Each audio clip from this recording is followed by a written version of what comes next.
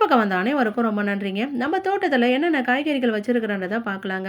வெள்ளம் போனதுக்கப்புறமா இந்த கத்திரி செடிய நான் மெயின்டெயின் பண்ணதுக்கப்புறம் இப்ப தாங்க காய் காய்க்க ஆரம்பிச்சிருக்கு. அதே மாதிரி தாங்க மிளகாய் செடியும். வெள்ளம் போனதுக்கப்புறமா இது நோய் தாக்குன மாதிரி ஆயிடுச்சு. அதுக்கப்புறம் நான் அதுக்கு அடி மருந்து குடுத்து மேல மருந்து அடிச்சதுக்கப்புறமா நல்லா துளிர் எடுத்து இப்ப தாங்க காய் நெறைய வச்சிருக்கு. ஓரளவுக்கு பரவாயில்லங்க. இந்த தக்காளி செடியும் இப்ப தாங்க பூ பூக்க ஆரம்பிச்சிருக்கு. காய் இப்ப தாங்க வச்சிருக்கு. இந்த தக்காளி செடியில காய் நம்ம வீட்டுக்கு தேவையான அளவுக்கு போதும் போதும்ன்னு சொல்ற அளவுக்கு கூட அந்த அளவுக்கு காய் காய்க்க ஆரம்பிக்குங்க. இந்த வருஷம் நம்ம புதுசா நம்ம தோட்டத்துல கோசு செடி நட்டுருக்கேன். எங்க ஊர்ல நெறைய பேர் நட்டுருக்குறாங்க. ஆனா அத பார்த்து நானும் நடணும்னு சொல்லி நம்ம தோட்டத்துல நான் நட்டுருக்கேன்.